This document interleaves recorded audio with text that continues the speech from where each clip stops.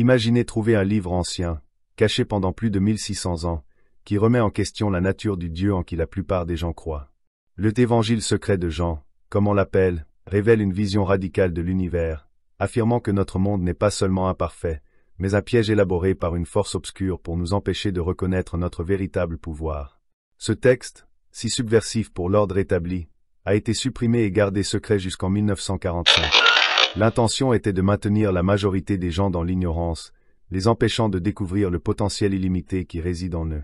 Le livre, trouvé parmi les textes de Nag Hammadi en Égypte, explore la bataille entre deux forces cosmiques. Selon les gnostiques, avant l'existence, il n'y avait que le un esprit pur et illimité, une énergie cosmique.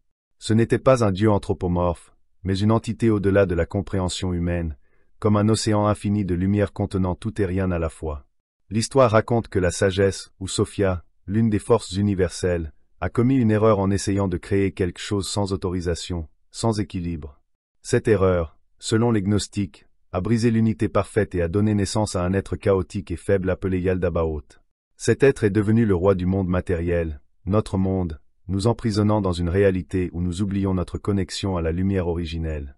Ce récit ancien reflète la dualité inhérente à l'existence, la lutte constante entre les opposés, lumière et obscurité, connaissance et ignorance, spirituelle et matérielle. Alors que les religions dominantes, comme le christianisme, se concentrent sur la bataille entre le bien et le mal, les gnostiques avaient une vision différente. Pour eux, tout, y compris l'obscurité, émanait d'eux. Tout comme la lumière, les ombres ont aussi leur place dans l'histoire cosmique. Les gnostiques ne se sont pas limités à l'idée d'une guerre cosmique. Ils croyaient que chacun de nous porte une lumière originelle en son intérieur, une vérité que Yaldabaoth, le roi de ce monde illusoire, veut nous empêcher de découvrir. La peur est l'arme principale de cette force obscure, car elle sait que, tant que nous serons prisonniers de cette réalité illusoire, nous ne pourrons jamais percer le voile de la vérité sur notre nature divine.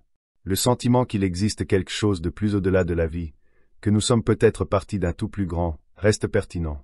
C'est le conflit interne entre accepter ce que nous percevons et explorer le royaume caché. L'histoire de l'Évangile secret de Jean nous rappelle que, peut-être, notre réalité n'est pas l'histoire complète. Si les gnostiques ont raison, comprendre cette vérité pourrait être la clé pour nous libérer de l'illusion et revendiquer notre véritable potentiel. Nous traversons tous des moments où la vie semble confuse et où trouver des réponses semble impossible. C'est dans ces moments que la compréhension, la clarté et les conseils peuvent faire une différence significative. Banskray, la connaissance perdue de Jésus, révèle un chemin vers la clarté et la paix par le biais des enseignements occultes de Jésus. Si vous recherchez l'illumination et l'espoir, ce livre pourrait être le sauveur dont vous avez besoin. Mieux encore, vous pouvez le télécharger gratuitement en cadeau après votre premier commentaire. Cela pourrait être la clé de ce dont vous avez besoin aujourd'hui. Comprendre quelque chose de profond en soi et percevoir la connexion de son âme à une réalité supérieure et divine est l'essence du gnosticisme. Selon les gnostiques, cette conscience peut vous libérer de l'illusion qui emprisonne la plupart des gens dans un cycle d'ignorance. C'est la différence entre voir le monde tel qu'il semble être et tel qu'il est réellement. Yaldabaoth, une entité qui a créé le monde matériel pour nous empêcher de découvrir nos véritables origines, maintient la plupart des gens dans cet univers de livres secrets sous son emprise. Dans ce récit ancien, Yaldabaoth agit comme un maître manipulateur, créant une réalité pleine de distractions et d'illusions pour nous empêcher de percevoir le miroir divin que nous portons en nous. Imaginez utiliser des miroirs qui vous empêchent de voir au-delà du bruit et de l'agitation du quotidien. Cependant, les gnostiques croyaient que, par le biais de la gnose, une personne pouvait finalement voir au-delà du bruit. Il pourrait comprendre que ce monde, ses règles et ses limites, ne représentent pas la réalité finale. Au lieu de cela, il pourrait voir la vérité, qu'ils sont partis d'un miroir divin, un fragment de la lumière originelle qui existait avant le monde sombre. Cette réalisation est comme se réveiller d'un rêve profond. C'est cette connaissance secrète qui a rendu les gnostiques si controversés. Ils croyaient que la plupart des religions, comme le christianisme traditionnel, se concentraient trop sur la prière et sur un Dieu externe, et pas assez sur la découverte du divin à l'intérieur de chaque personne. Pour cette raison, ils ont été considérés comme des hérétiques. Ils ont défié l'idée que les humains devraient regarder en dehors d'eux-mêmes pour trouver des réponses. Au lieu de cela, ils croyaient que chacun de nous possède déjà les réponses, en attendant d'être découvertes par le biais de la connaissance de soi et d'une compréhension plus profonde. Ils enseignaient que découvrir cette connaissance cachée exige des efforts. C'est comme enlever des couches de la réalité, une à une, jusqu'à ce que vous atteigniez enfin la vision du cœur. Créé par l'acte non autorisé de Sophia, Yaldabaoth, une figure rebelle, a évolué en une force impitoyable, s'établissant comme le roi d'un monde qu'il a créé par l'ignorance et l'arrogance. Contrairement à l'image d'un Dieu aimant et aimé que beaucoup suivent, il est dépeint comme un être désespéré de contrôle, trompant l'humanité pour qu'elle croie qu'il est la véritable source de pouvoir et d'autorité. C'est comme un roi qui occupe le trône, mais qui cache la vérité de ses origines pour maintenir son pouvoir intact. Pour les gnostiques, cette histoire n'était pas seulement de la mythologie, mais une métaphore de la façon dont beaucoup de gens, à cette époque et encore aujourd'hui, acceptent les systèmes de pouvoir sans se poser de questions. Les gnostiques voyaient la religion dominante, en particulier la structure de l'Église chrétienne primitive, comme un mécanisme de contrôle qui emprisonnait les gens spirituellement. Au lieu d'encourager l'exploration et la connaissance de soi, ces systèmes privilégiaient l'obéissance, la foi et l'acceptation de la réalité telle qu'elle est. Cependant, l'histoire de Sophia représente une rébellion et, pour les gnostiques, une forme différente de résistance. Elle a défié l'ordre établi, brisant les règles cosmiques en créant sans autorisation. Bien que ces actions aient conduit à la croissance de Yaldabaoth, elles ont aussi semé la possibilité de libération. Les gnostiques croyaient que les humains possédaient le pouvoir de défier la fausse réalité qui leur était imposée. En rejetant l'obéissance aveugle, ils pourraient voir à travers les illusions créées par le monde. Ce conflit entre contrôle et défi, entre autorité et la quête de la liberté, transcende l'histoire ancienne. C'est une lutte qui résonne tout au long de l'histoire. Réfléchissez aux innombrables fois où les gens se sont unis contre les injustices, les systèmes oppressifs ou les croyances décevantes. Des révoltes anciennes contre les tyrans aux mouvements modernes pour la justice sociale, il y a toujours eu une tension entre ceux au pouvoir et ceux qui osaient les remettre en question. Les gnostiques mettaient en garde que défier les autorités pouvait apporter du malheur, car ceux qui défient l'ordre établi sont généralement confrontés à des représailles et à des punitions. Ils comprenaient que s'éloigner des croyances acceptées pouvait être un chemin douloureux et dangereux. Mais ils croyaient aussi que c'était la seule façon de découvrir les vérités les plus profondes cachées en surface. Pour eux, la véritable libération provenait de la reconnaissance que les autorités de ce monde, les structures, les normes, les attentes, n'avaient pas notre bien-être à cœur. Dans leur vision, suivre ces règles signifiait rester enfermé dans une réalité limitée, aveugle à la lumière plus grande qui existait hors de portée. Par conséquent, la rébellion était un appel au pouvoir, pas seulement à la désobéissance. Il s'agissait de refuser d'accepter un monde plus petit lorsqu'une vérité plus grande était possible. Et à travers cette rébellion, il croyait que chaque personne pouvait trouver son chemin de retour à sa véritable origine divine. Le premier symbole à décoder est le 1 ou la monade. Il représente la source primordiale, l'esprit original ou la conscience dont tout le reste émerge. Imaginez-le comme le soleil, avec toute la réalité irradiante de la lumière de son centre. Le 1 n'est pas une personne ou un être avec une forme. C'est plus comme de la pure énergie infinie sans limite. Dans la vision gnostique, tout ce qui existe fait partie de cette énergie, même les ombres qui semblent la cacher. Ensuite, nous avons Sophia, un symbole du désir de l'esprit divin de créer et d'explorer au-delà des frontières de la pure unité. Sa décision de créer sans équilibre symbolise le premier pas hors de cet état parfait et unifié.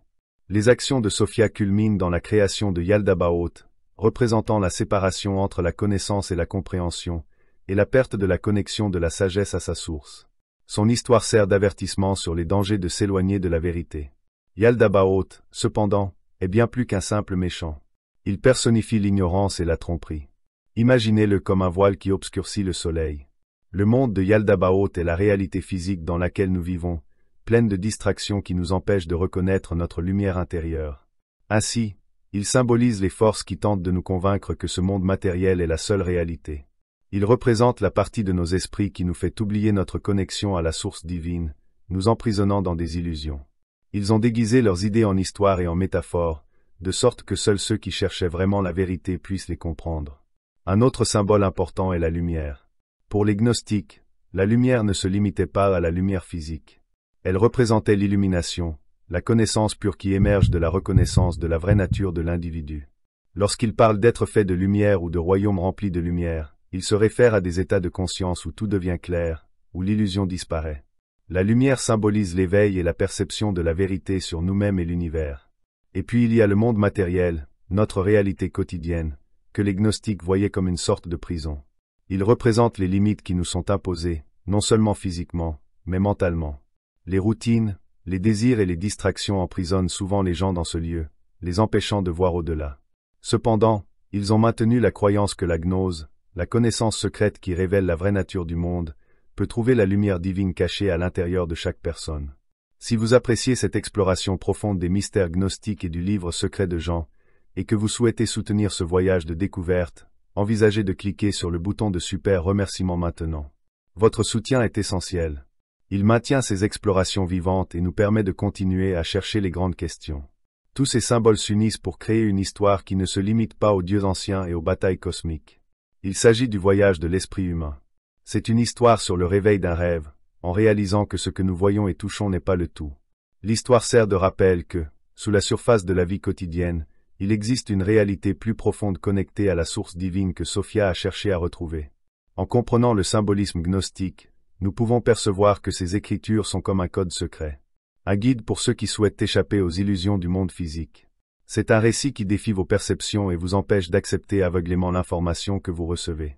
Et, une fois que vous commencez à voir ces significations cachées, c'est comme allumer une lumière dans une pièce sombre. Soudain, tout semble différent.